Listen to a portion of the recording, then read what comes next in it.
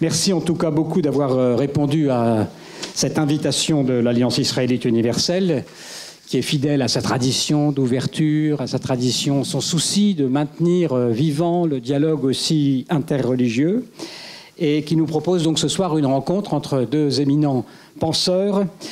Le premier est prêtre du diocèse de Paris. C'est l'ancien président de la faculté de théologie Notre-Dame, théologien de premier plan. Il a aussi dirigé le pôle de recherche du Collège des Bernardins, cofondateur d'une ONG dont il s'occupe beaucoup, je crois, en ce moment, qui s'intitule United Person for Humanness en anglais, et qu'on peut traduire en français par construire ensemble un monde plus humain. Peut-être que vous nous en direz un mot tout à l'heure. C'est en tout cas tout un programme, vaste programme, comme aurait dit le général.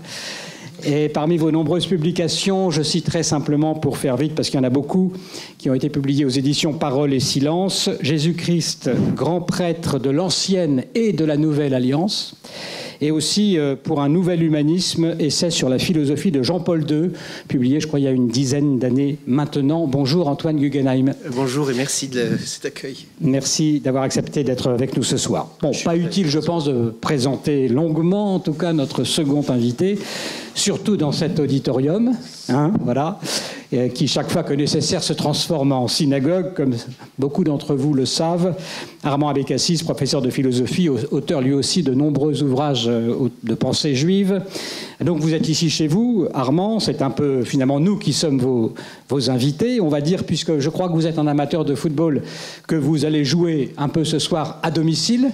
Mais bon, c'est un petit avantage que vous avez sur votre interlocuteur. Il va de soi qu'on ne va pas évidemment organiser une confrontation, mais on essaiera tout de même de ne pas non plus éviter éventuellement les questions qui peuvent fâcher ou qui froissent ou qui sont encore des questions en débat au sein de ce dialogue judéo-chrétien. C'est donc la publication, Armand Abécassis, de votre dernier livre qui nous rassemble ici ce soir, Jésus avant le Christ, qui vient d'être publié aux éditions des Presses de la Renaissance. C'est un livre donc dans lequel vous proposez une relecture des évangiles, mais aussi une relecture de la vie, de l'enseignement de Jésus, qui fut donc, selon votre expression, un juif parmi les siens. Pour ceux qui n'auraient pas encore eu le temps de regarder ou de lire cet ouvrage, et avant de lancer le débat proprement dit, je crois utile, Armand, que vous nous rappeliez peut-être brièvement la thèse de ce livre, que vous résumiez aussi surtout ce qu'il apporte de nouveau par rapport à tout ce qui a pu être écrit sur Jésus, sur la personne de Jésus, sur son message. Et donc je vous laisse la parole en introduction pour une courte présentation de cet ouvrage. Oui, j'écris pour plusieurs raisons. Il y a d'abord une intention essentielle. Il est écrit pour les deux, pour les juifs et les chrétiens. Alors attendez, on va peut-être essayer de voir. Effectivement, j'ai l'impression, si on le rapproche, à moins que s'il y a un moyen de le monter, le micro de M. Abécassis. Voilà, allez-y. Voilà. Il est écrit aussi bien en direction des juifs qu'en direction des chrétiens. Oui. Pourquoi? À cause de l'ignorance énorme qu'il y a eu et qui continue à sévir entre eux depuis 2000 ans. Hein, oui. Et quand il y a ignorance, alors elle est remplacée par des préjugés. Il y a donc les préjugés chrétiens, oui, mais il y a des préjugés juifs aussi graves. Hein, et qu'il est temps qu'on se mette ensemble, comme je l'ai fait depuis près de 60 ans, oui, qu'on se mette ensemble avec les frères chrétiens pour travailler, étudier, et puis nous débarrasser de ces préjugés, nous connaître davantage, et par conséquent nous respecter, et dans certains milieux que je fréquente avec les chrétiens, au-delà du respect, nous aimer, hein, et être solidaires les uns des autres. Dire que le juif a un respect et un devoir d'aider les frères chrétiens, surtout quand ils le demandent. Oui. Et de même que le chrétien a un devoir d'aider et de protéger le peuple juif et Israël, je peux le dire aussi, parce que c'est seulement de ce dialogue-là, oui, de ce dialogue, que peut sortir pas une solution, mais une direction de conduite et de pensée dans un monde qui est en train de partir et de se dissoudre. On parle même de la fin de la civilisation occidentale. Je n'y crois pas, mais elle traverse une crise parce que toutes les idéologies politiques, philosophiques, scientifiques ont échoué depuis 2000 ans en Occident. Et cela signifie la violence. Hein. Ça signifie le recourcuvement de chacun et de chaque communauté sur elle-même, et en excluant les autres. Hein. Ouais. Voilà, ça c'est une première intention. Une deuxième intention aussi, il faut le dire, ce n'est pas un livre d'histoire. Je ne cherche pas à écrire un livre, il y en a tant sur ce thème-là qui ne s'accordent pas, qui ne s'accorderont jamais. Savoir comment Jésus a vécu véritablement historiquement. Quel était le véritable Jésus de l'histoire. Je ne suis pas historien, je ne touche pas à ça. Et puis, même si j'étais historien, je ne perdrai pas mon temps à ça. Jésus a existé. Quelles que soient les distances qu'on peut prendre avec lui, surtout nous, pour nos Juifs, Jésus a existé. Ouais. Et il a laissé un message extraordinaire à l'humanité. Cela, c'est très important pour moi. Et puis la thèse qu'on pourrait discuter est la suivante pour les Juifs et les chrétiens. C'est que le judaïsme, comme le christianisme, ne sont que des interprétations de la même écriture. Quand Jésus parle d'écriture, il s'agit de la Torah comme nous la lisons aujourd'hui, et il ne s'agissait pas bien sûr des évangiles, hein, c'est sûr. Et l'écriture sainte pour lui, c'était la Torah, les psaumes, mais surtout ce prophète extraordinaire qu'il connaissait et qui était le prophète Isaïe, qu'il cite souvent. Ouais.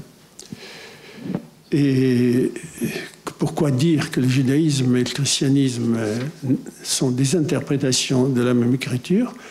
Parce qu'il y a à distinguer entre le temps de la société hébraïque, et celui-là, il s'exprime à travers la Torah, et le temps donc de la société juive et puis chrétienne, un peu plus tard. Le christianisme a commencé vers le 2e siècle, 1er siècle avant l'ère courante, avant Jésus, et comment précisément le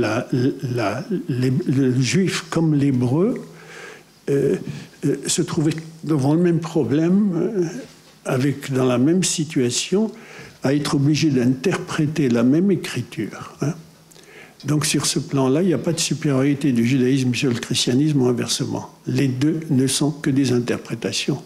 Personne ne peut prétendre lire la Bible en se persuadant que c'était ce qu'il comprend de la Bible qui était la pensée véritable de Dieu. Personne ne peut connaître de manière absolue la pensée véritable de Dieu. Dieu a laissé une parole et c'est à nous à l'interpréter pour l'humaniser. Le chrétien a parfaitement le droit et même le devoir d'interpréter cette parole selon ce qu'il pense être pour lui. Oui. Et le juif également a le droit et a le devoir d'interpréter cette parole divine, puisque c'est lui qui a commencé à la recevoir sans une exigence de complexe de supériorité. Et ça ne donne aucun droit supplémentaire à nos juifs, sous prétexte que nous avons reçu la parole de Dieu avant les autres. Oui. Il n'empêche, Armand Bécassis, si je puis me permettre, que vous nous dites quand même que Jésus a vécu toute sa vie en bon juif, oui, si je puis dire, oui, et que s'il revenait même aujourd'hui, il se sentirait sans doute plus à l'aise dans une synagogue que dans une église. Donc certes, il y a une égalité dans les deux de jugement ou d'interprétation, mais en ce qui concerne la personne de Jésus lui-même, vous le replacez complètement dans la tradition juive. Mais Jésus, c'est une évidence, et je n'ai pas besoin de faire appel à l'histoire dans les évangiles même, et cela suffit largement. Jésus était juif, pleinement juif, depuis sa naissance jusqu'à sa mort, exclut la mort sur la croix, encore que parfois il était pratiqué dans le judaïsme, aussi, pas très largement, mais on a des exemples que cite le Midrash. Mais en tout cas, depuis sa naissance jusqu'à sa mort, il était juif. Il se rendait au temple avec ses parents aux 3 fêtes de pèlerinage. C'est bien là, à Pâques, un jour, qu'il s'est mêlé aux maîtres, c'est-à-dire aux prêtres du temple, et qu'il a étudié avec eux ou qu'il leur enseignait, comme les évangiles. Il fréquentait la synagogue, où on l'invitait à faire ce qu'on appelle chez nous la dracha, c'est-à-dire à commenter un texte le Shabbat. À Capharnaüm aussi, mais pas seulement, oui. Il a lu seulement la Torah, excusez-moi de le dire, il n'a pas lu les évangiles. Il n'a jamais fréquenté une église. Il portait des franges. En revenant au monde, il porterait des franges et puis il fréquenterait certains quartiers de Jérusalem. Oui.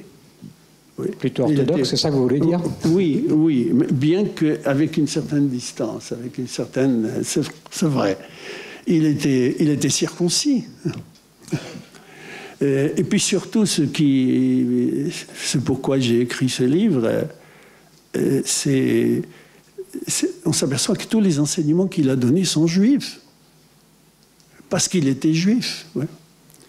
Et parce qu'il est né dans un temps de bouillonnement qui a commencé au Maccabée. À partir du Maccabée, a commencé à se dessiner, mais pas en s'instaurant, ce qu'on appellera plus tard le judaïsme, après la destruction du temple en 70. Oui. Et parce que le bouillonnement a été que ce qu'on appellera le judaïsme plus tard, le nôtre, qui dure depuis 2000 ans, oui, le modèle, ce qu'on appelle le judaïsme pharisien, était en train de se chercher. Il y avait les Sadducéens qui avaient raison, les Sadducéens, mais non, il y avait les pharisiens, mais qui avaient raison, les pharisiens, mais non, il y avait les Esséniens, mais qui avaient raison, les Esséniens, non, il y avait les Boéotiens, et qui avaient raison, les Boéotiens, non, il y avait les baptistes, ouais. Jean, par exemple, oui, et même Jésus qui baptisait aussi, ouais. Voilà, donc, dans ce bouillonnement, le judaïsme se cherchait. Il se trouve qu'il y a une catastrophe, la destruction du deuxième temple en 70. Tous ces partis, ou toutes ces sectes, comme dit Flavius Joseph, à tort d'ailleurs, de philosophie, ont disparu, parce que le temple a disparu, les prêtres ne sont plus là, les Sadducéens ne sont pas là, les Boéoticiens non plus, les Esséniens ont participé à la guerre, c'est tout à leur honneur, ils sont sortis de leur, j'allais dire, de leur couvent, mais c'est un mauvais mot, c'était pas exactement un couvent, certains parmi eux se mariaient, d'autres ne se mariaient pas. Les Esséniens ont participé à la guerre contre Rome, mais ils ont été bien sûr éliminés. Il ne restait plus que les pharisiens. Et c'est pourquoi le judaïsme pharisien a triomphé, parce que le temple a été détruit. Si le temple existait aujourd'hui, mais le judaïsme aurait été différent. Hein, bien sûr. Ouais. Voilà donc cette importance pas de la judaïté, mais du judaïsme, beaucoup plus que la judaïté, l'importance du judaïsme de Jésus. Il a voulu, comme tout ce qui se cherchait autour de lui, oui, il a voulu aussi apporter certaines réformes, hein, ce qui n'est pas contre le judaïsme. Hein. Le judaïsme n'a fait que traverser des identités différentes par ses réformes. L'hébreu n'est pas le juif. Le juif du temps de Jésus ou du temps de la Mishnah ou de la Gemara du Talmud n'est pas le juif du Moyen-Âge. Bien sûr, il y a une continuité. C'est toujours la Torah. C'est toujours les mêmes principes. Vous voyez, création, révélation, rédemption, sens de l'histoire. Tout ça n'a jamais été mis en question. Mais la manière de les comprendre différait suivant la situation où étaient les juifs. Donc, le juif du Moyen-Âge n'est pas le juif de la Renaissance. Quand on lit les commentaires que font ces maîtres tout au long de ces 2000 ans d'exil, on s'aperçoit qu'ils se contredisent. Il y en a qui se contredisent, mais qui, quand même, je cite toujours cet exemple, Ani Ben Ezra, oui, du Moyen-Âge, un grand grammairien et un grand critique biblique avant terme. Ibn Ezra, un grand maître du judaïsme, bien sûr. C'est lui qui, quand il cite Rachi, un Français, quand il cite Rachi, oui, il est systématiquement contre lui comme Ramban, Mahmanide, le kabbaliste, systématiquement contre Rachi. Mais ce qui est admirable, c'est qu'il dit le maître a dit, mais moi je dis autre chose. Le maître a dit, il dit le Rav quand il parle de Rachi. Et donc voilà ce qui fait que dans l'histoire, il y a eu des situations différentes et il a fallu répondre à ce problème de l'expansion et de l'universalisation du message biblique. Le chrétien était là, il l'a fait.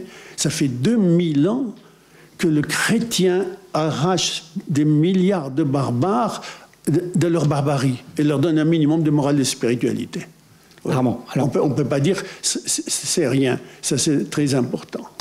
Merci. Peut-être ça pour un premier temps pour une introduction, parce qu'on va revenir évidemment tout à l'heure sur ce contexte peut-être politique dans lequel vivait Jésus, et puis on reviendra aussi peut-être sur le moment où les deux quand même religions ou les deux traditions se sont véritablement dissociées.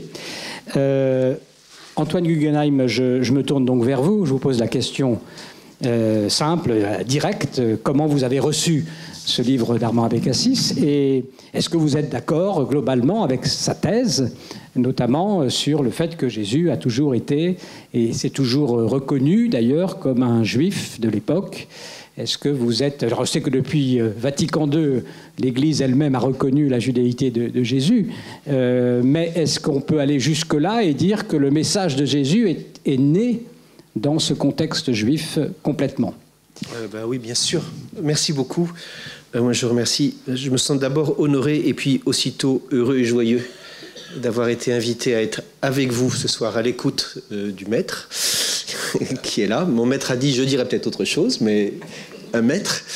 Je pense que c'est aussi merveilleux que vous soyez là, parce que de fait, l'ignorance et l'enfermement chez soi, c'est trop triste et ça rend ce monde qui pourrait être tellement beau, cette planète qui pourrait être un vrai paradis, ça abîme tout ça par la violence. Donc je suis immensément heureux d'être là. J'ai reçu le livre, comment? Mais par la poste, ce qu'on me l'a offert, et je l'ai reçu comme un livre magnifique. Voilà, c'est le mot qui m'est venu en premier après être entré dans la première partie. C'est un livre magnifique. D'abord, c'est un bel objet. Je ne sais pas si vous êtes sensible à cela. L'éditeur a voulu montrer que c'était un livre d'un personnage qui apportait là, sinon une somme, du moins une croisée d'expériences de sa vie, avec beaucoup de travail. Ceux qui aiment travailler le Talmud ne seront pas déçus, avec beaucoup d'expériences de rencontres. Je ne sais pas s'il y a beaucoup d'entre vous qui ont eu la chance d'aller dans les séminaires auxquels Armand Abécassis a participé, aux sessions d'Avar ou autres, mais ce sont des lieux fantastiques pour justement passer du registre du savoir au registre de l'expérience. Donc c'est une somme, c'est un bel objet. Après, devant ce savoir accumulé par la rencontre et par la recherche, de fait, moi je reçois Jésus dans son peuple.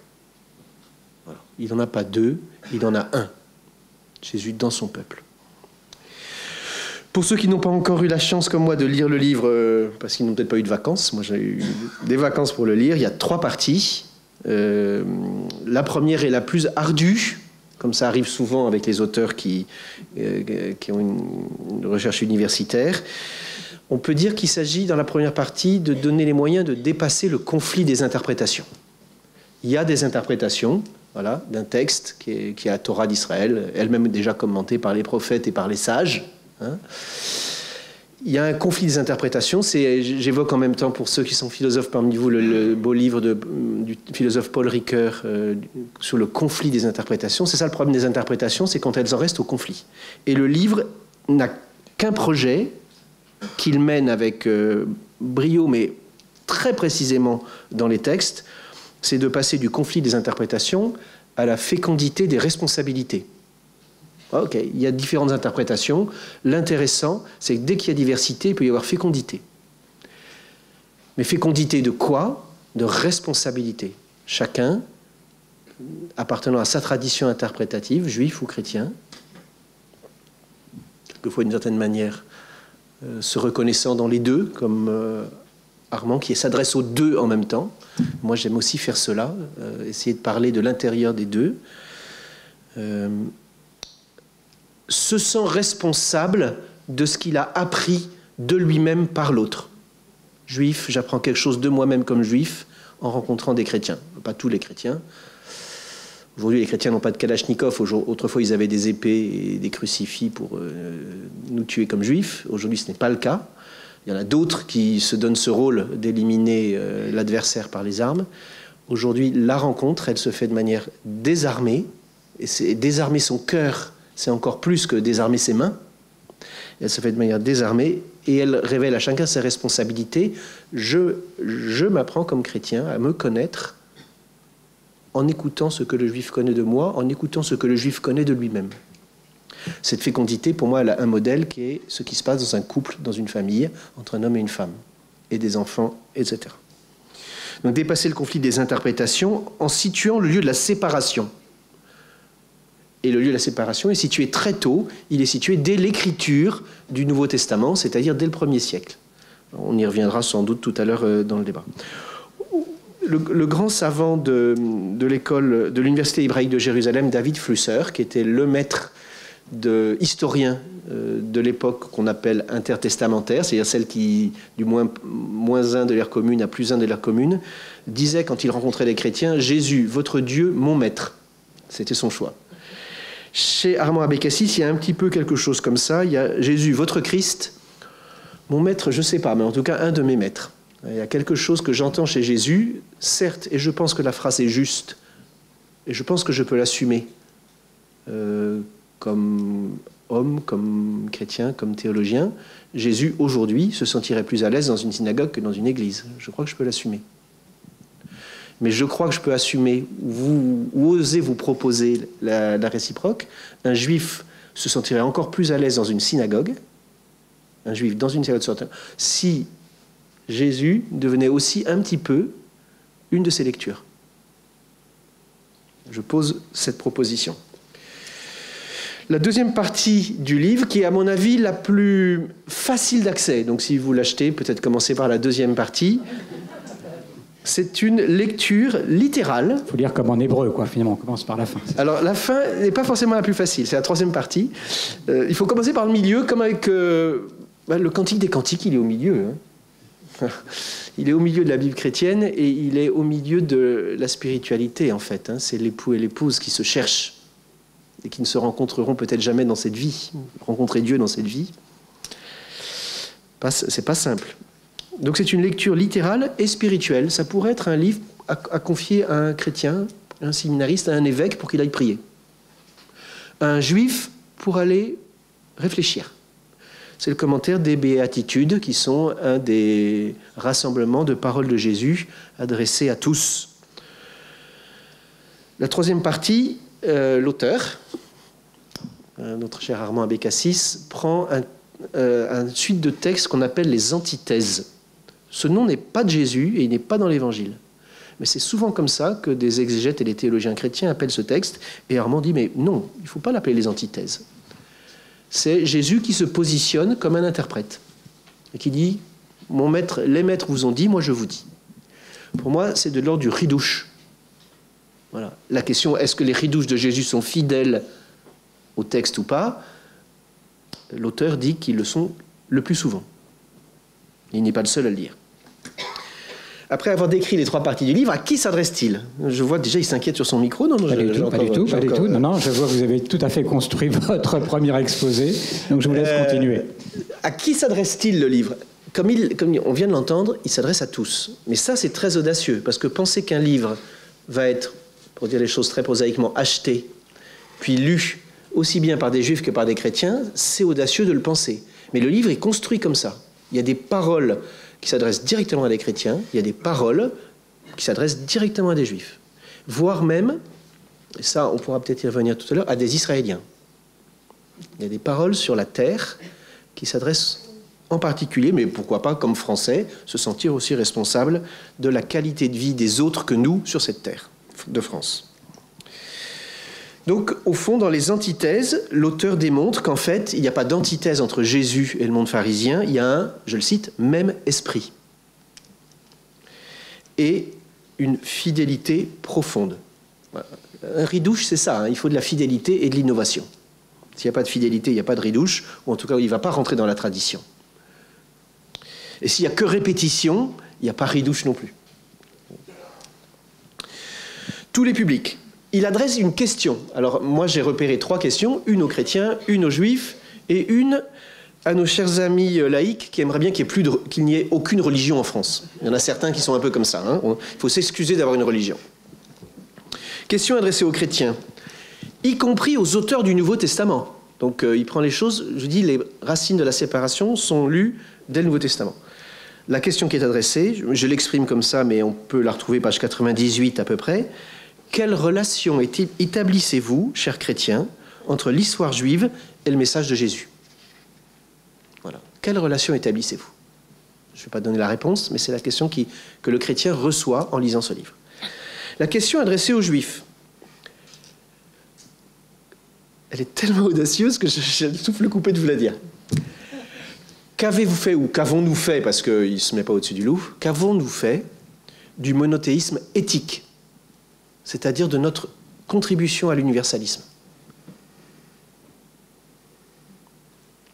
J'y reviendrai. Question adressée aux laïcs.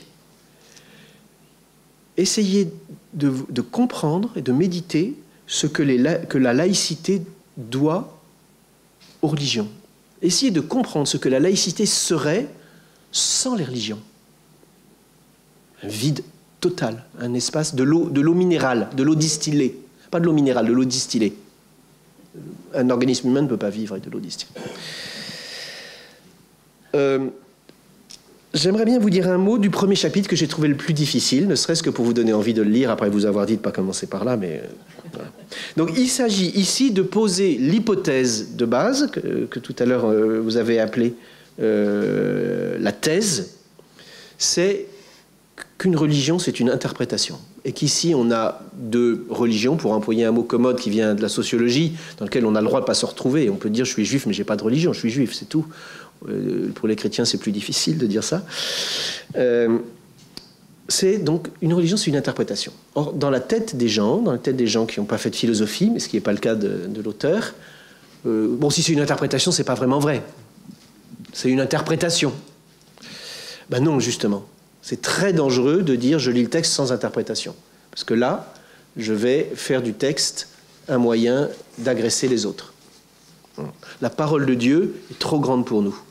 Et déjà, les auteurs qui ont écrit interprétaient ce qui leur était révélé avec les mots qu'ils avaient.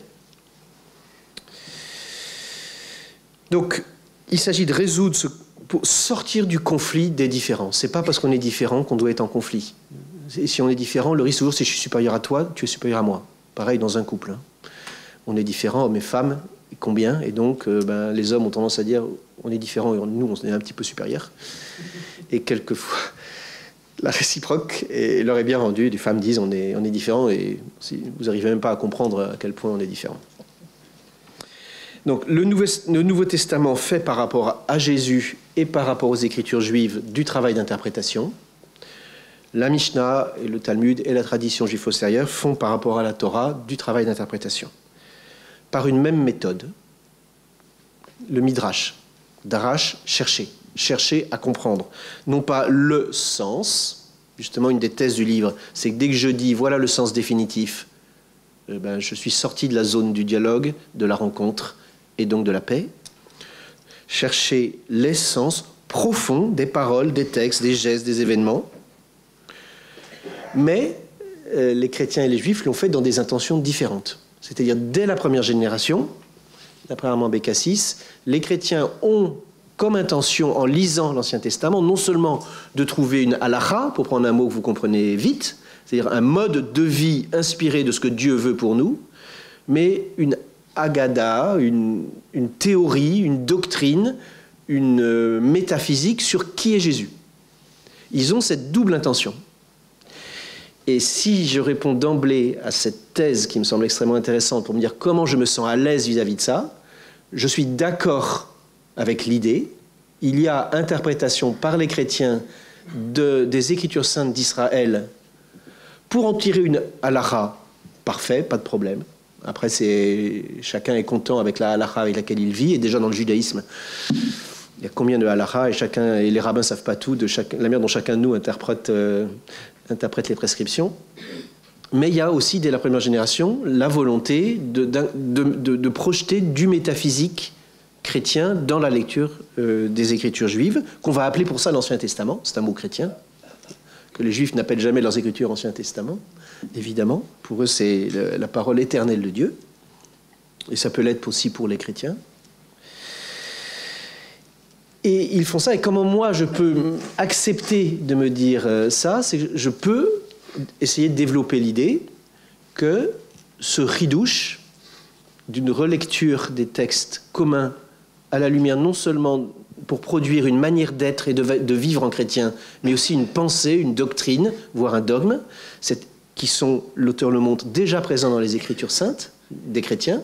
Cette manière de faire, ils peuvent avoir pensé, ces premiers auteurs du Nouveau Testament, qu'ils étaient fidèles à Jésus en le faisant. Voilà. Et là, évidemment, soit ils se trompaient, soit ils ne se trompaient pas, mais c'est assez compliqué. Mais personne n'a le dernier mot d'interprétation. Et un chrétien, c'est Jules Isaac qui dit ça dans son livre sur Jésus. Il dit au fond, moi ce que j'accepte pas dans cette première génération chrétienne, c'est qu'ils ont interprété le choix des Juifs qui n'ont pas adhéré à Jésus au sens non pas de la halakha de Jésus, mais au sens de la Haggadah qui enseigne une doctrine sur Jésus, c'est que les chrétiens ont dit, s'ils n'ont pas adhéré, c'est qu'ils n'ont pas eu la foi, c'est qu'ils ont été incrédules. Et Jules Isaac dit, mais qui êtes-vous pour dire que c'est de l'incrédulité? C'est peut-être d'autres raisons. Et ça, depuis Vatican II, c'est complètement admissible en doctrine chrétienne. Jules Isaac, peut-être une des sources du Concile Vatican II, je le crois, par des intermédiaires. Et voilà. Donc, respect du christianisme comme autre religion, dès les Écritures chrétiennes, mais le but du livre, et c'est pourquoi il s'adresse aussi à des juifs, parce qu'au fond, pas beaucoup de juifs qui ont envie de lire la description des dogmes que les chrétiens ont sur leur Jésus. Mais par contre, il s'agit d'essayer de retrouver, c'est très modeste, d'essayer de retrouver Jésus d'avant la séparation, avant que l'on interprète ses faits et gestes à la lumière d'une doctrine dont on dit qu'elle est cohérente avec ce qu'il est, en particulier sa résurrection, puisque eux disent aussi, ces chrétiens, qu'il est ressuscité des morts, essayer de remonter au-delà pour présenter aux Juifs, et l'auteur pense, encore une fois je le redis, qu'un Juif qui va à la synagogue, il sera mieux dans sa synagogue.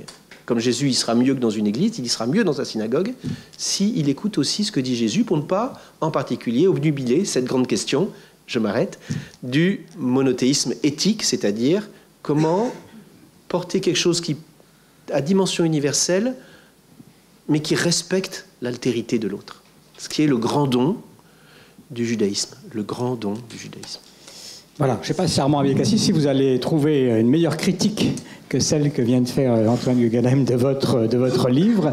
Et alors, bon, je vais essayer de jouer mon rôle parce que ça va être difficile d'introduire un coin entre vous quand même pour essayer de continuer ce dialogue, puisque dans le titre du livre, il y a Jésus avant le Christ. Alors sur Jésus avant le Christ, j'ai l'impression qu'on va dire qu'il y a une sorte d'entente globale sur cette situation historique. Évidemment, Jésus après le Christ, peut-être là, pose un nouveau problème. C'est le problème de la dissociation, car à un moment donné précis du temps, il y a bien eu une dissociation nette entre les chrétiens et les juifs. La principale pierre d'achoppement, c'est quand même la notion d'incarnation, je pense. Concile de Nicée, 325, donc c'est là où on commence à basculer, qui établit que le Fils est consubstantiel au Père. principe confirmé 60 ans après par le Concile de Constantinople, qui établit que le Christ est pleinement Dieu en même temps que pleinement homme. Alors, est-ce que c'est pas là quand même que se situe le problème en tout cas la bifurcation entre les deux traditions? J'aimerais vous poser à l'un et à l'autre cette question, peut-être Armand, sur ce point. Oui, j'allais dire, paradoxalement, c'est la notion d'interprétation qui oblige à cela. La notion d'interprétation, ce n'est pas simplement interpréter un texte, même dans le meilleur sens du terme, mais c'est une vision du monde, c'est une métaphysique. Dire que l'homme ne peut qu'interpréter, une société ne peut qu'interpréter, c'est dire que nous sommes nés dans un tissu d'interprétation et que nous ne pouvons jamais avoir rapport à la réalité absolue, à la chose telle qu'elle est. Ouais. Nous la recevons en l'interprétant, déjà par les yeux, par les oreilles, par le corps, à plus forte raison par le psychisme, par la raison, etc. Oui. Nous sommes séparés définitivement de ce qui est en soi. Ouais, ouais. Et surtout quand l'autre, c'est un être humain comme moi. Ouais. Ben, et il ne s'agit pas de faire effort, de connaître l'autre pour vivre mieux avec lui. Je ne le connaîtrai jamais. Hein. Sinon, j'atteindrai ce que les philosophes appellent son essence, sa nature, et puis j'ai un pouvoir sur elle, et je peux faire ce que je veux d'elle, puis je suis capable de prévoir ce qu'elle va faire, puisque je connais son essence. C'est une aberration pour le judaïsme. L'autre est transcendant. Et la notion d'interprétation implique ce principe de la transcendance. Et la transcendance, elle signifie que je suis devant un réel ou une réalité extérieure à moi, oui, et puis je suis aussi dans une deuxième dimension que je suis son obligé, oui, oui. Disons clairement, en langage, si vous voulez, de morale, d'éthique, il y a ce que je suis. Ça, c'est le réel, hein, mais je ne m'y connaîtrai jamais. Mais puis je suis là, je sais que je suis peut-être quelqu'un, mais je ne connaîtrai jamais mon essence. Hein, quoi que disent les psychologues, etc., ou les psychanalystes, oui. Et puis il y a ce qui doit être. Et ce qui doit être, c'est la notion de création qui nous y oblige, oui. Ce qui doit être est transcendant à ce qui est. Ce qui veut dire concrètement, je ne peux pas tirer le sens de ma conduite à partir de ce qui est. Parce qu'à partir de ce qui est, c'est l'objectif, c'est l'objet, c'est la science, c'est le déterminisme. Mais je viens, avec la notion de révélation, affirmer qu'il y a un autre univers. Je vis dans deux mondes. C'est toujours la même planète, oui. Je vis dans deux mondes, le monde de ce qui est et le monde de ce qui doit être. Je dis que j'installe une dimension de transcendance entre ce qui est et ce qui doit être. Ce qui doit être n'est pas. Et ce qui doit être ne sera jamais. Mais sinon, je reviens à l'essence. Excusez-moi, Armand Apekassis, parce que je reviens à ma question. Est-ce que précisément l'incarnation n'est pas le point où la transcendance s'immanentise, si je puis parler ainsi? Je vais le dire. Allez-y. Mais je prépare. D'accord. Oui.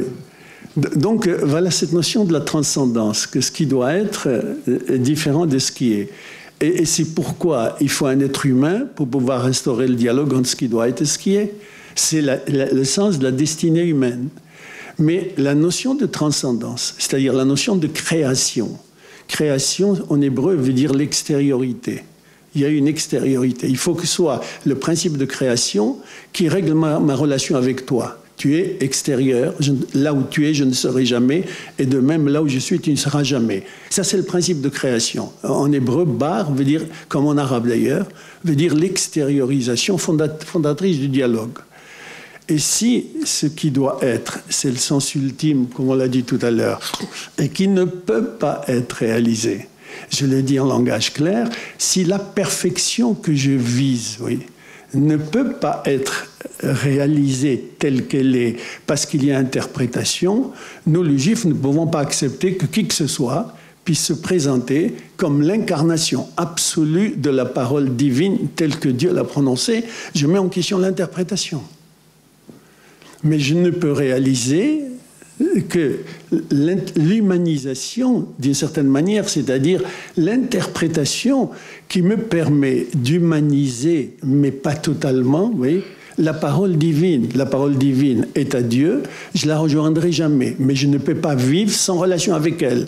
C'est dans la relation avec elle que je vais construire mon identité individuelle et collective. Ça, c'est le principe de la Torah, c'est le principe de l'Évangile. Ouais. C'est le principe du monothéisme biblique et évangélique d'une manière générale, oui. Et c'est pourquoi ce qui sépare véritablement, je peux dire l'abîme en tout respect, l'abîme qui séparera toujours le judaïsme et le christianisme, c'est la christologie, c'est-à-dire l'identité divine de Jésus. Ça, le juif ne peut pas l'intégrer à sa tradition et à son histoire. Voilà, qui est clair. Merci beaucoup, Armand. Donc, sur ce point, évidemment, Antoine Hugenheim, vous allez nous dire si vous êtes d'accord sur le fait que ça fait une rupture ou si, au contraire, vous avez vous-même une autre interprétation de ce qui est difficile de considérer comme une interprétation à partir du moment où le dogme, finalement, arrive sur la scène, si je puis dire. C'est formidable. On est au bon endroit.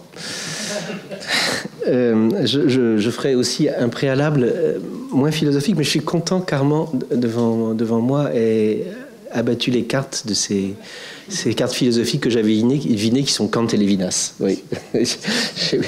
C'est tout à fait ce beau lieu-là pour, je pense, un judaïsme aujourd'hui qui est lui-même et qui peut débattre. Donc, dans cette affaire de Nicée, donc 325, en fait, Armand Abécassis la repère dès les évangiles. Dans ce qu'il étudie longuement, qui est le passage de Jésus, un Christ, un Messie, à Jésus, le Messie ou le Christ. Voilà. C'est le passage à l'absolu qu'on trouve dans les évangiles, et il dit, ça engage sa vision de Jésus, et elle est légitime, et je la respecte infiniment, c'est que Jésus se vivait comme un Messie. Mais ça a un sens énorme. Si un lecteur juif convaincu par le texte d'Armand Abécassis en vient à la même vision, il aura à remercier Dieu pour Jésus comme il remercie Dieu pour Cyrus. Il y a des messies dans l'histoire biblique, et il y en a encore aujourd'hui, des gens qui ont contribué. Voilà, on peut penser, il y a quelque chose de messianique dans un certain nombre de justes des nations. Ils ont accompli une tâche cachée. Bon, mais là, il s'agit d'un juif, Jésus. Donc, quand on dit non plus Jésus un Messie, mais Jésus le Messie, le Christ, on passe à l'absolu. Pour Armand Abécassis, c'est fait dès Paul, c'est fait dès les évangélistes, qui écrivent encore après Paul. Et sous quelle influence, dit-il, une influence qui existe dans la diversité du judaïsme de l'époque, ça n'est pas un élément étranger, c'est pas une hellénisation, c'est pas une paganisation, c'est l'influence de l'apocalyptique, qui est un courant littéraire et en même temps une espérance. Qu'est-ce que c'est l'apocalyptique? Alors là, il y a aussi de très beaux livres de David Flusser là-dessus. C'est la réaction d'un peuple. Il n'y a pas eu que le peuple juif qui a écrit les apocalypses. Les Allemands au XVIe siècle en ont écrit à l'époque du protestantisme. Les Indiens d'Amérique du Nord, enfin les tribus qu'on appelle Indiens d'Amérique du Nord, en ont écrit quand les cow-boys ont failli les éliminer. C'est la réaction d'un peuple qui crie vers ses dieux au moment où il a peur de purement et simplement de disparaître. Ah, si tu déchirais les cieux et si tu descendais. Voilà. Et ce courant qui existe, le livre de Daniel par exemple, dans les livres de sagesse, mais qui s'est beaucoup développé dans certains des textes retrouvés à Qumran et ailleurs, est très présent dans le Nouveau Testament. Et quelquefois dans la bouche de Jésus lui-même. Voilà. Et l'Apocalypse, c'est quoi? C'est l'action définitive de Dieu qui se passe. Donc plus un Messie, mais le dernier des derniers, celui qui effectue la résurrection, disons, pour dire les choses. Celui qui apporte à Israël la paix, sur terre et dans les cieux. Voilà. Donc cette influence, elle est déjà là. Et donc je pense de fait que c'est un point clé. Et avec beaucoup de finesse, Armand Abécassis repère cette influence qu'il appelle une christianisation de Jésus.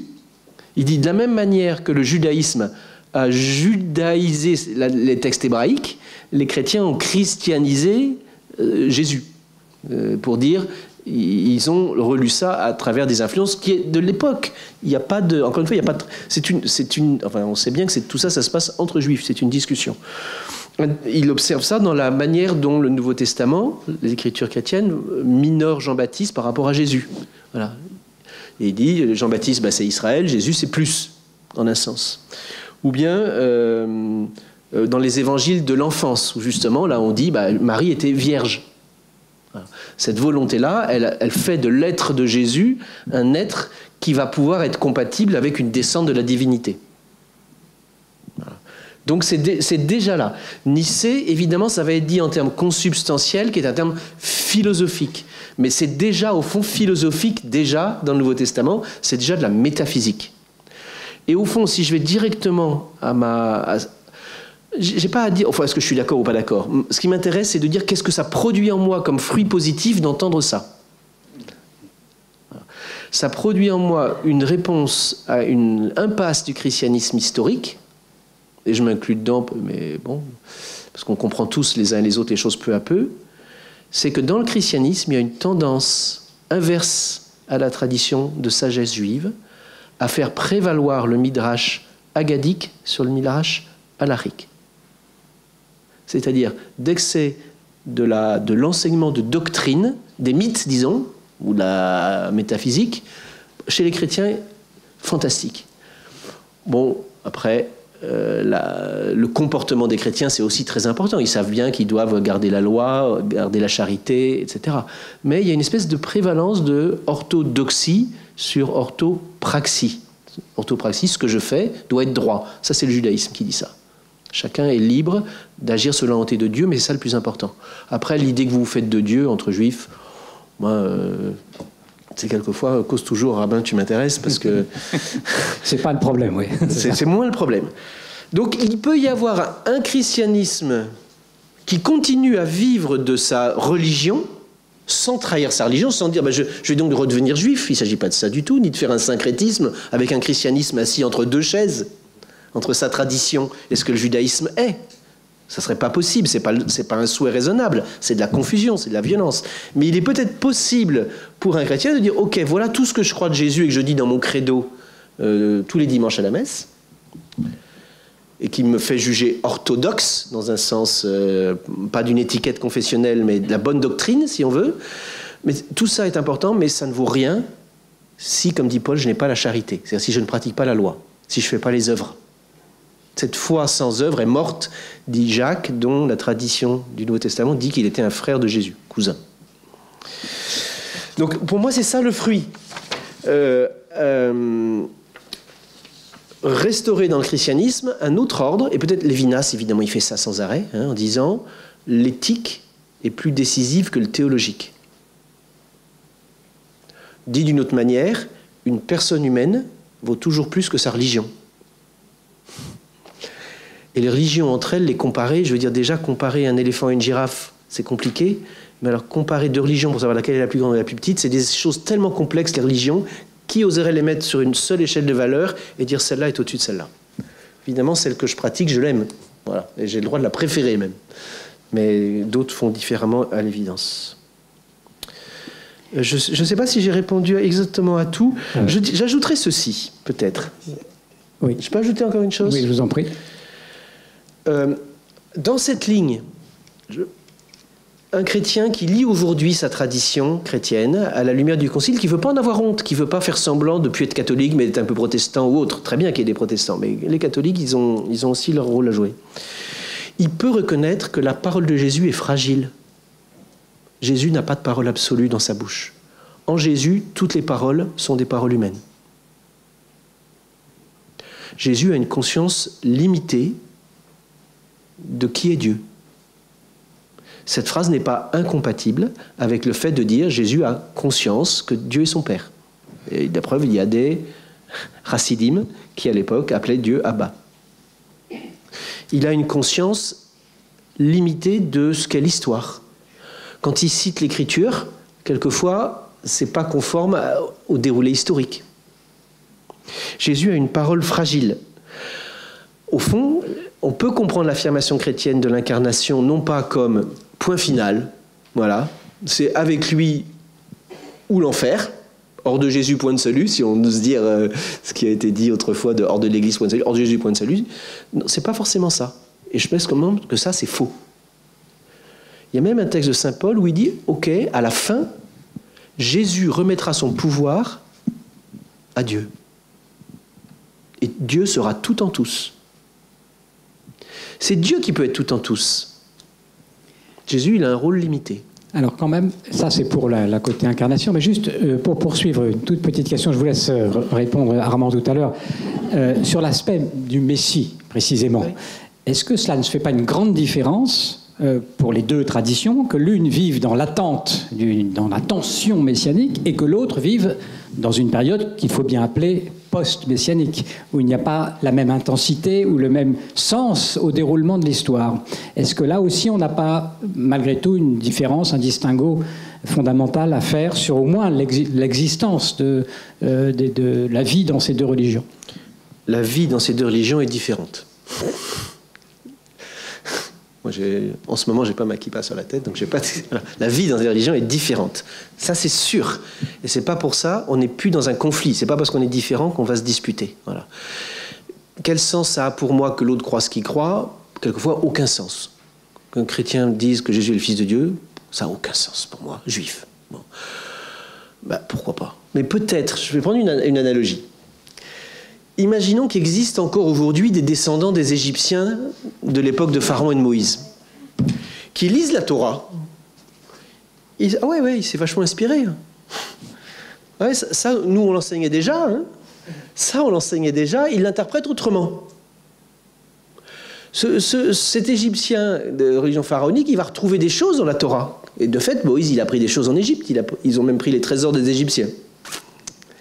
Mais c'est pas pour ça qu'il va dire Moïse, c'est mon leader, c'est ma religion. Voilà.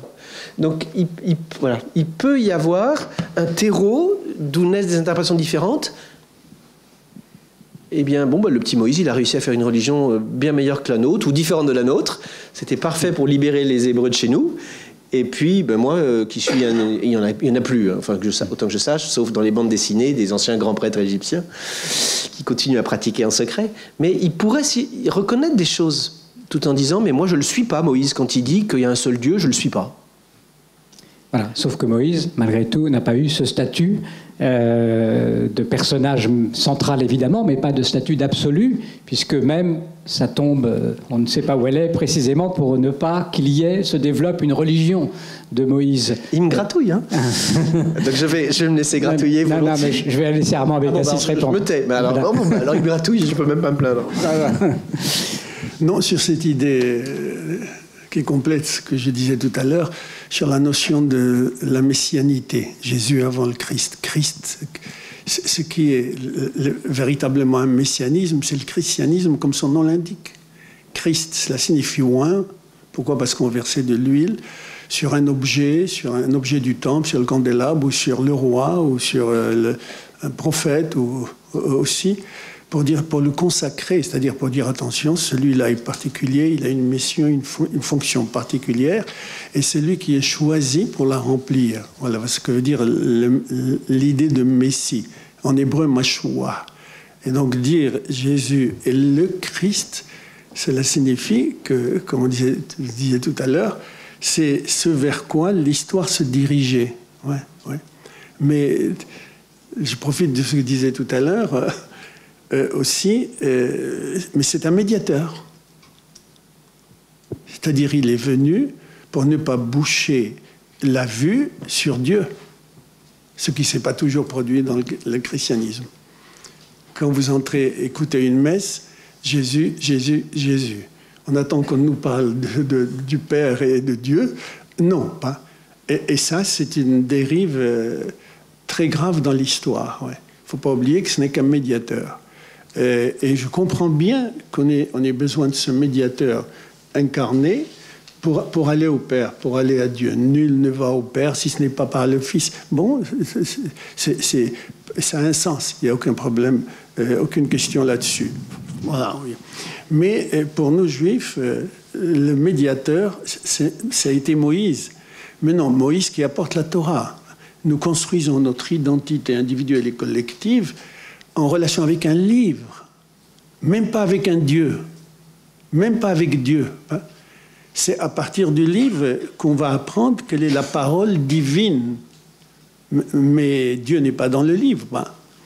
Dieu porte des noms dans le livre, et c'est à sa parole divine que nous voulons rester fidèles pour construire l'identité individuelle et collective, et puis pour qu'elle puisse être à la hauteur de la fonction dont Dieu l'a chargée au Sinaï. Oui, qui n'exclut pas les autres fonctions des nations. Je ne sais pas s'il peut exister un peuple sans rapport, je veux dire, sans alliance, voilà, il vaut mieux utiliser ce mot, sans alliance avec Dieu. Un peuple qui court après une société juste, ben, vous voyez qu'il est en train d'avoir une alliance. Mais qui a dit qu'il faut qu'il court après la société juste? Mais parce qu'il le veuille ou pas, il est né avec cette exigence de justice. Il est condamné à cette alliance, il ne peut pas faire autrement, sauf dans la lâcheté ou dans la violence, etc. Il n'y a pas de peuple qui puisse exister sans alliance. Le problème, c'est qu'on a mal compris cette alliance dans la Bible. Ben. Mais tout homme est allié de ce qu'il veut réaliser plus tard. Je cours après la paix, bon, ça veut dire que je suis en relation avec la paix, et par conséquent, je suis allié à la paix, alliance que je n'ai pas choisie. Je suis né avec cette exigence de paix. Voilà, ici. Et lorsque, parfois, certains aspects, certains visages de la valeur après laquelle je cours, individuelle ou collective, encore une fois, se réalisent, on appelle ça la messianité. Nous venons de terminer de lire, Shabbat dernier, à la Torah, le Shabbat, la saga de Joseph. Et Joseph est un Messie, pas le Messie, est un Messie parce qu'il a résolu un problème économique. Mais chaque fois que quelqu'un se présente pour résoudre un certain problème, mais pas totalement, le problème économique continue à se poser, mais dans son temps, il a pu le résoudre. Alors il s'est présenté comme un messie. Donc il y a dans le judaïsme des messianités. Il n'y a pas de messianisme. Ça, c'est le christianisme. Hein. Il y a des messianités. Et on attend chaque fois, à chaque génération. Je peux dire, moi, c'est ma conviction, mais elle est discutable, oui. Ma conviction, je peux dire qu'on était dans les temps messianiques en 1948. Il y a quelque chose qui s'est réalisé. On était en exil, on n'était pas un peuple, on était des communautés dispersées partout, ben pas plus, et puis on s'est arrangé comme il fallait manger cachère, alors on se met d'accord, on a une boucherie, mais comme il fallait quand même prier, on a une synagogue, mais ça c'est pas un peuple. Le peuple, c'est sur une terre. Nous étions morts à nous-mêmes en tant que peuple pendant 2000 ans. Et voici que s'est présenté des messies, on les appellera les sionistes, oui. Et ils n'étaient pas toujours religieux et qui ont décidé de fonctionner, qu'ils le veuillent ou pas, dans la messianité politique. Et ils ont redonné la terre en 1948 à Israël. Ceci dit, ce n'est qu'un point de départ, parce qu'il y a une messianité politique encore plus parfaite lorsqu'il y aura la paix et la justice à l'intérieur d'Israël, entre Israël et ceux qui veulent le jeter à la mer. Et puis, quand ça se fera, de nouveau, il y aura une messianité toujours dans la même ligne. Ça veut dire que la perfection, pour nous, n'existe pas et n'existera jamais. C'est un pur concept. Mais ce qui est la perfection de l'homme, c'est sa perfectibilité. C'est ça qui fait sa perfection. C'est qu'il n'aurait jamais fixé, enraciné à une conviction, en principe, à une idée, à un sentiment, à un engagement, mais qu'il y revient toujours, comme l'animal cachère, à ruminer, à ruminer, à ruminer. Et il ne terminera jamais de ruminer. Et c'est pourquoi il dira toujours non à toute idéologie qui voudrait se présenter comme dernière. Parce que cela contredirait son sentiment, ses idées, sa vision du monde. Alors, pour qu'Antoine Guggenheim ne pense pas que je lui réserve des questions délicates, Armand Abécassis, vous allez jusqu'à dire dans votre livre que vous demandez aux chrétiens de comprendre pourquoi le juif a raison de dire non au Jésus christianisé. Est-ce que c'est pas quand même trop leur demander que de dire finalement vous avez raison de ne pas être avec nous? Non, mais c'est ça le problème du chrétien, c'est que chaque fois qu'il rencontrait un juif, au plus aujourd'hui, c'est fini pas. Mais je dis ça en tout respect. Moi, j'ai peur qu'on croie je suis en train de critiquer le christianisme, pas. Ouais. Jamais pas. Mais pendant longtemps, quand un chrétien voyait un juif, il voyait un chrétien en puissance. Bon, aujourd'hui, c'est fini. On a tourné la page de cela. Vous voyez, c'est très important de dire cela. Mais ce que je dis, encore une fois, et je le dis dans mon langage discutable, vous voyez, que Dieu a décidé de sceller 2 alliances. Il y a une alliance avec Israël, et cette fonction d'Israël, le chrétien ne peut pas la remplir quoi qu'il ait pensé pendant 2000 ans. Il ne peut pas être le nouvel Israël. Parce que cela veut dire qu'il détournerait, ce que beaucoup de théologiens ont fait, oui. Il détournerait la fonction d'Israël, oui, pour dire la substitution, avec tous les modèles botaniques. Le christianisme, c'est la fleur du judaïsme.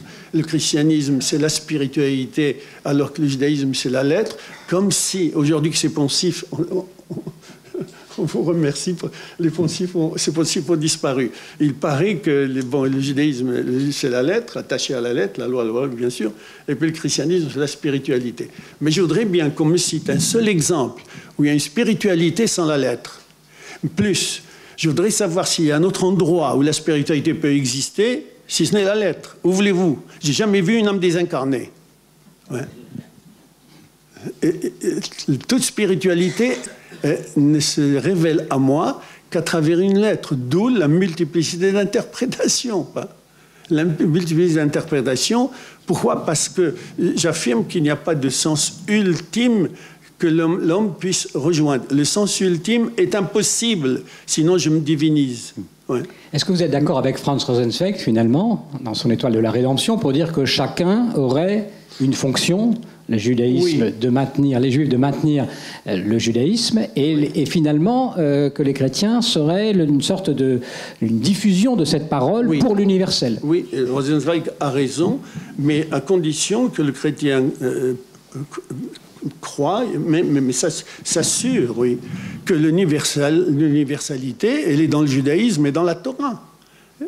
C'est pas parce que le chrétien a pris cette fonction de généraliser, d'universaliser, et il a eu raison de le faire, la parole divine, que c'est le chrétien qui a inventé, comme on l'a raconté tout le temps, l'universalité, parce que le peuple juif voulait garder le Dieu pour lui. Mais quand Dieu choisit Abraham, il lui dit la raison pour laquelle il l'a choisi, c'est pas parce qu'il était intelligent, parce qu'il était génial ou pas, je sais pas. Non, Dieu avait besoin d'Abraham pour fonder un peuple. Et pourquoi? Parce qu'il lui a dit, et toutes les familles de la terre seront bénies en toi. Je t'appelle pour une universalité. La question, c'est que l'universalité dans laquelle tu vivais en Babylonie, c'était un empire. C'était l'empire. Et l'universalité, c'est pas l'empire. C'est-à-dire le fait d'occuper un territoire et de lui imposer sa propre culture et de l'assimiler totalement sans respecter sa culture. Non, l'universalité à laquelle je t'appelle, c'est précisément de montrer aux autres que tu es ouvert à l'universalité, mais que tu ne veux pas sacrifier la particularité. Et c'est pourquoi le juif dira toujours non, non, non à tout discours universel. Ouais. L'universalisme, il y a des idéologies universalistes. Le judaïsme n'est pas universaliste, mais il a l'universalité. Distinguer l'universalisme et l'universalité de l'universalisme et le particularisme de la particularité. Et c'est cela qui rend difficile ce pourquoi Israël, le peuple juif continue à souffrir, et dès l'origine, l'Égypte, il souffrira toujours. Pourquoi? Parce que chaque fois que se présente une universalisation, comme aujourd'hui l'Europe, la mondialisation, etc., le juif, il dit, moi, vendredi, attention, c'est l'heure, je ne peux plus travailler, je vais dans ma synagogue, attention, moi, j'ai ma boucherie, etc. Mais quoi, alors tu n'es pas avec nous? Oui, je suis avec vous pendant 6 jours.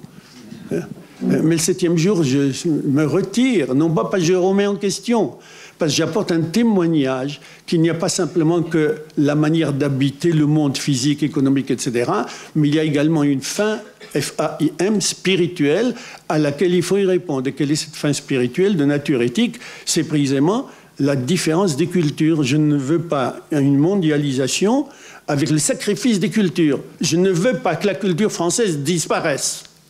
Attention, là, vous avez considéré comme un conservateur, Armand Bécassis. Mais comme je ne veux pas que, mais bien sûr, je ne veux pas, c'est normal que ma culture juive disparaisse, mais pour cela, il faut tous les jours en témoigner. Je ne veux pas que le fait d'être ensemble sacrifie la personnalité de chacun. Alors, Sur ce point, Antoine Guggenheim, comment est-ce que l'Église catholique, qui veut dire universelle, si je ne m'abuse, fait pour dire, finalement, il y a un sens à ce que un groupe de gens, les Juifs en l'occurrence, qui maintenant sont dans un état, ait un sens aussi, du point de vue du christianisme, de continuer à creuser leur sillon. Pour la même raison, c'est-à-dire que le seul universel, c'est l'humanité. Mais l'humanité est à la fois une et diverse. Et il en sera ainsi dans tout le temps de l'histoire, et c'est une volonté divine, et c'est une grâce. Ça peut nous agacer quelquefois, parce qu'il y en a qui sont tellement différents, voire agressifs, qu'on aimerait mieux qu'ils soient sur la planète Mars. Mais on ne peut pas leur retirer d'être nés d'un ventre de femme avec une semence masculine. Donc l'humanité est universelle. Ça reposera la question qui est traitée à la fin du livre de qu'est-ce que c'est que la paix, qu'est-ce que c'est que la guerre, qu'est-ce que c'est qu'un ennemi, etc. Bien sûr. Voilà. Donc catholique, ça ne veut pas dire universel seulement. Voilà, c'est de la même manière que juif, ça ne veut pas dire particulier seulement. Le mot a été choisi et conservé dans l'histoire. Il n'est pas seulement l'étiquette de l'Église romaine, il est dans le credo de tous les chrétiens, qu'ils soient orthodoxes ou protestants. C'est un mot grec qui veut dire selon la totalité. Selon la totalité de quoi? L'humanité est composée de juifs et de goïms, selon la totalité. L'humanité est composée d'hommes et de femmes, selon la totalité. Dans l'humanité, il y a des différences sociales et économiques. À l'époque de l'Antiquité, on dit des maîtres et esclaves, selon la totalité. Donc tout le monde y a sa place, mais chacun en étant lui-même. Donc, évidemment, si vous regardez l'histoire de l'Église à partir du XVIe siècle, il y a l'idée que la mission d'un chrétien, c'est d'aller dans un village de Papouasie, d'aller au Siam, d'aller en Sibérie, et pourquoi pas d'aller dans un shtetl, et de dire « devenez chrétien, sinon Dieu ne pourra pas vous sauver ». Bon. Ça, c'est à partir du XVIe siècle. C'est une maladie de la modernité qui a atteint l'Église comme elle a atteint sans doute d'autres religions. Et quand on regarde comment se développe le témoignage des chrétiens au 1er siècle, par exemple des apôtres, c'est au gré de leur transport, de leur déplacement. Et ils vont avec leur famille quelque part, ils vont prier à la synagogue, on leur demande de raconter les événements qui sont passés à Jérusalem, ils racontent. Voilà. Après, vient avec eux, qui vient avec eux, reste, qui ne reste pas. Donc, on peut, bien sûr, de la même manière qu'on peut comprendre Jésus comme un absolu définitif, et c'est terminé, tout le reste est faux. De la même manière, on peut comprendre l'universel chrétien comme un absolu, et tout ce qui n'est pas dedans n'a pas de valeur. Voilà. Mais ce sont deux déformations qui sont troublantes, qui sont négatives, et qui me font penser à la phrase d'Armand Abécassis dans son livre. « Ok, vous avez le droit d'interpréter comme vous voulez les textes, mais nous, on a le droit de vous demander quels sont les fruits de votre midrash. Quels sont les fruits éthiques de votre midrash. » Voilà. Donc il peut y avoir un juif qui s'enferme à l'intérieur des murs de la communauté. Il peut y avoir un chrétien qui voudrait que tout le monde rentre dans sa communauté. Ce sont deux déformations par rapport auxquelles nous avons les uns vis-à-vis des autres responsabilité de nous aider à ne pas y tomber. Alors ça nous amène peut-être directement à la question du dialogue judéo-chrétien aujourd'hui. Où en est-il? On dit parfois qu'il est un peu en difficulté, qu'il y a du côté chrétien notamment une sorte de raidissement qui n'est pas dû au rapport avec les Juifs, mais peut-être au rapport avec l'islam, pour une sorte de défense, et que donc les Juifs indirectement pâtissent de ce raidissement des catholiques.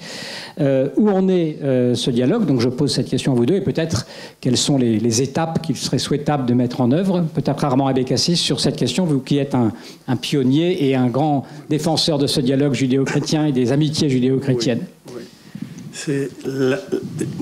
Je voudrais citer un exemple d'un des séminaires que j'ai fait. On appelle ça le séminaire de Davar. Tous les mois de juillet, juifs et chrétiens se réunissent. Et pendant une semaine, ils vivent en mangeant cachère toute la semaine, en respectant Shabbat, en priant toute la semaine, avec messe aussi pour nos juifs. Et ça termine au bout de 8 jours. Et plusieurs fois, à la fin du séminaire, il y a des chrétiens qui viennent dire je vous remercie, vous m'avez réconcilié avec mon christianisme. Comment vous comprenez ça? Mais ça veut dire qu'il a compris plus profondément que sur le plan purement théologique ou sur le plan qu'on a utilisé pour lui transmettre cela, par les yeux, par les oreilles, oui. Il a compris que l'Évangile apportait un message qui était mal compris en général. Ouais. Et je dis, en m'en excusant, était mal compris parce qu'on a fait de Jésus un théologien. Et on a construit la théologie pour comprendre un texte hébreu qui n'a rien à faire avec la théologie. Et on a appliqué à la Bible, le texte hébreu, des méthodes d'étude rationnelles, etc., philosophiques, pour pouvoir comprendre cet esprit des Sémites. Lorsqu'on passe de la Torah du peuple juif au peuple occidental, comme les rabbins l'appellent, Ésaü, mais il ne s'agit pas simplement d'une traduction, c'est un transfert, un changement total, radical des mentalités. C'est ça qui trompe beaucoup de juifs et beaucoup de chrétiens lorsqu'ils ne sachant pas l'hébreu. Ils lisent la Bible en français, bien sûr, et puis en anglais ou en espagnol, peu importe, et ils se posent des problèmes qui viennent de la traduction, qui n'ont rien à voir avec le texte biblique aussi. Voilà. Comment, par exemple, traduire l'hébreu? Pourquoi dire, par exemple, c'est simple, je cherche un exemple, en hébreu, on ne dit pas tomber enceinte. On dit compte une femme qui attend un enfant, elle est tombée. Mais c'est que ça vise quelque chose, oui. Et pourquoi on dit une femme enceinte qu'elle a conçu, la conception qui précède l'enfantement, oui.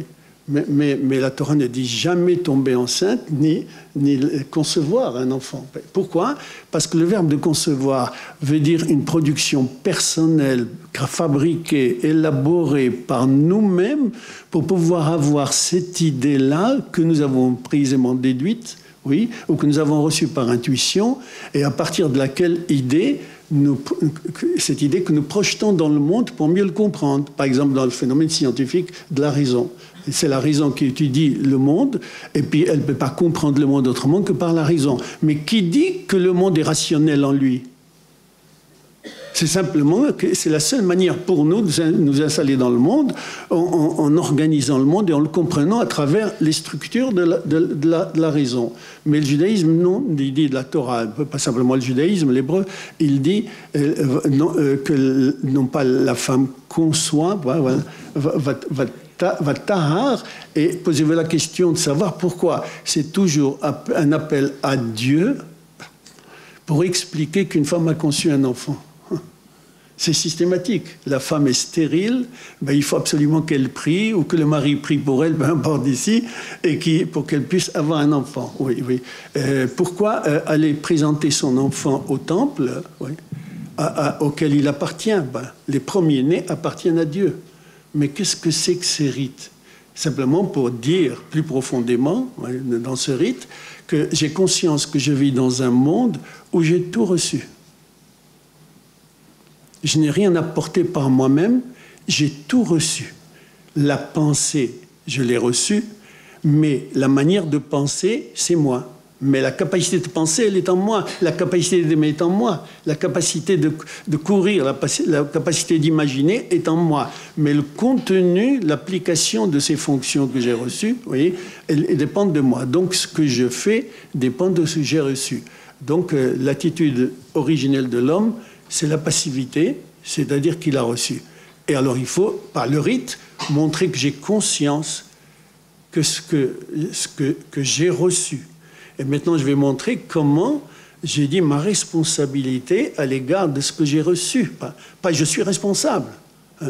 Vous donnez un cadeau à votre enfant, mais votre enfant est responsable de ce qu'il va faire du cadeau. Mais non, il se contente simplement de jurer et de dire non, le cadeau est à moi, puisque tu me l'as donné, je fais ce que je veux avec. Non, je te l'ai donné, mais tu ne peux pas faire ce que tu veux avec. Parce que sinon, tu vas m'humilier. Ça veut dire que je t'ai donné, a produit en toi ce pouvoir absolu. Non, tu vas le gérer comme il faut, mais il ne t'appartient pas. Le monde ne nous appartient pas. et comment le gérer à travers le rituel, à travers la connaissance et la pratique continue. Oui. Donc la langue porte une vision du monde. Et la langue sémitique, c'est une vision du monde. La langue indo-européenne est une autre vision du monde. Et il y a une erreur fondamentale, même une faute, qui consiste, comme on l'a fait dès le départ et même aujourd'hui, d'essayer de comprendre la Torah écrite en hébreu à travers des catégories de pensée grecques. Je ne dévalorise pas la philosophie, oui. Je suis philosophe. Voilà. Mais simplement savoir qu'il y a une différence entre la mentalité grecque, c'est qu'elle soit mythologique ou qu'elle soit logique, philosophique, et la mentalité de la Torah. Ce sont deux mondes absolument différents. Pourquoi? Parce que ce dont on s'occupe à Jérusalem ou avec Abraham, Isaac et Jacob, dans le judaïsme en général, ce dont on s'occupe, c'est de la nature de l'existence, du sens à donner à l'existence qui va précéder tout problème de connaissance, tout problème rationnel. Tandis que du côté indo-européen, du côté grec, ce qui préoccupe, c'est la connaissance. Parce qu'on pensait qu'il suffisait de connaître pour faire. Et donc, il fallait connaître pour faire. Bien sûr, il fallait connaître pour faire, mais il ne suffit pas de connaître pour faire. Il y a entre les deux la volonté. Le mot volonté n'existe pas en grec. Oui. La mot volonté, c'est-à-dire je sais qu'il ne faut pas mentir, mais ma raison est sauvée. Elle a construit une philosophie pour dire pourquoi il ne faut pas mentir, par intérêt, par désintérêt, peu importe. Maintenant, le problème pour le judaïsme ne commence pas là. C'est une entrée chez une problématique. Le véritable problème de l'homme, comment je vais faire descendre dans mon existence l'interdit de mentir ou l'interdit de voler. Il s'agit de transformer l'existence, il s'agit d'être. Il ne s'agit pas de connaître, pour dire en langage philosophique. Or, il y en a qui pensent qu'il suffit de connaître pour être. Mais non, il y a un abîme entre les deux. Pourquoi? Parce que l'être, l'existence, dépend de la volonté humaine. C'est pourquoi nous répétons dans la Torah, dans l'Évangile, ce que Dieu attend de nous, c'est notre volonté. Il n'attend pas notre pensée, il attend notre volonté. C'est-à-dire que notre volonté soit sa volonté à lui, c'est-à-dire que la parole divine qu'il a donnée, je dois, en tant qu'individu et en tant que collectif, précisément, montrer qu'il est possible de faire entrer cette parole divine dans le réel qui n'a rien à faire avec cette parole divine. Mais je prends cette utopie de m'engager dans cette alliance, de faire descendre cet univers éthique qui doit être dans ce qui est. Et ce n'est pas facile. C'est pas facile. C'est pourquoi, mais on ne va pas plus loin que cela, c'est pourquoi il y a un repentir possible. Alors, je vais vous poser la question sur le dialogue judéo-chrétien, et vous me disiez finalement, si j'interprète ce que vous dites, qu'il y a une possibilité dans ce dialogue pour les chrétiens, effectivement, de retrouver un peu la source, même à travers la langue, l'hébreu, et savoir que ces textes auxquels ils se réfèrent sont originellement des textes hébraïques. Je poserai donc la question à Antoine Guggenheim aussi, sur l'état du dialogue judéo-chrétien selon lui. Où en est-on ?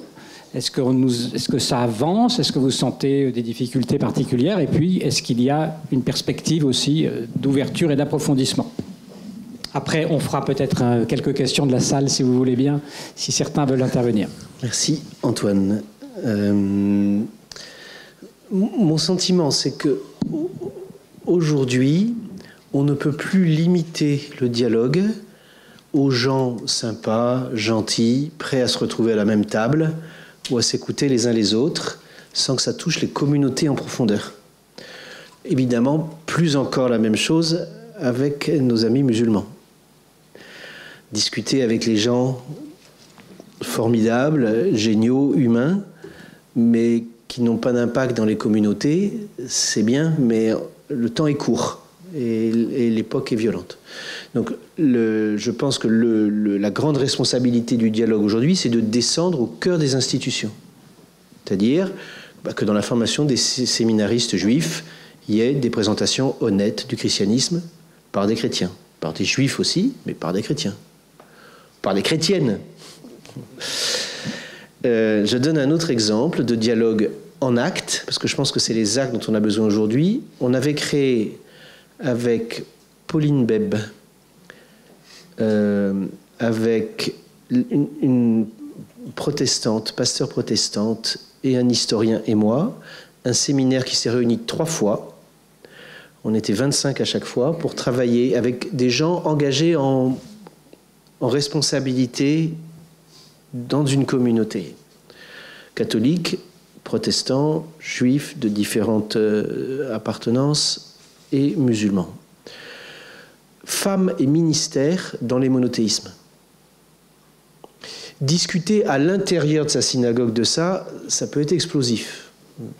Parce que le sujet est chaud, parce que les rabbins ne sont pas toujours formés à ce genre d'échange, les prêtres non plus.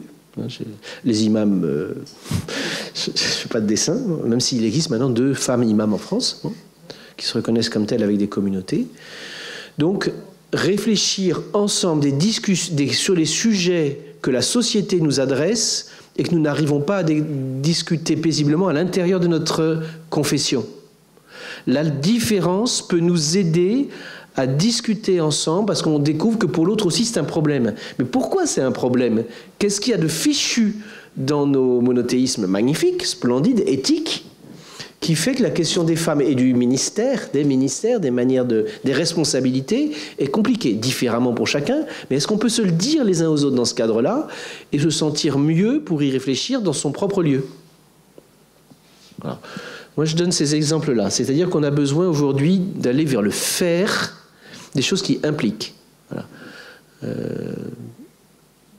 Et qui impliquent jusqu'au cœur des communautés. Pas seulement la prière, et surtout ne pas confier le dialogue, ou ne pas faire parler seulement, excusez-nous pour ce soir parce que c'est un peu ce qu'on fait, des gens dont c'est la profession, entre guillemets, d'être engagés dans la religion. Faire dialoguer aussi des ignorants, mais qui ont, ignorants aux yeux des gens savants que nous sommes censés être, mais qui ont intégré profondément leur religion par la pratique, par l'expérience, par l'adhésion à la loi. Comme dit Armand Bécassis dans son livre, ce que demande Dieu, c'est pas seulement qu'on obéisse à la loi, c'est qu'on adhère. Et pas simplement à la loi, mais évidemment à celui qui la donne. Voilà.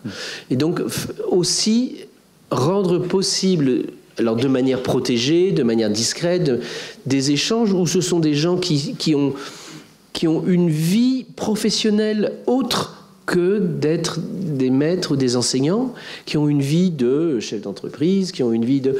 Tant pis, peut-être qu'il y aura moins de références aux maîtres du Talmud, peut-être qu'il y aura moins d'accord avec la théologie du christianisme, mais c'est eux, c'est vous qui faites la société, c'est vous l'énergie des religions. On ne vient pas à la synagogue pour faire le plein d'énergie et repartir dans... Vous êtes l'énergie. Vous êtes l'énergie du judaïsme. Le rabbin, il ne peut pas être partout, et le maître encore moins, et le Talmud Torah, c'est qu'un tout petit bout de la vie des Juifs. Et chez les chrétiens, pareil, le caté, le prêtre, tout ça, c'est une toute petite expérience de Dieu, et très particularisée par le fait que, même si un rabbin juif connaît beaucoup plus de choses de l'existence qu'un prêtre catholique, puisque des tas de choses que vous savez, du célibat au métier, etc., c'est quand même trop dommage de remettre, de faire du cléricalisme, de remettre à ceux qui sont censés avoir les diplômes l'avenir de la place de nos spiritualités. On est tous l'énergie. Voilà, je pense que c'est ça, l'avenir du dialogue pour moi. Alors, merci beaucoup.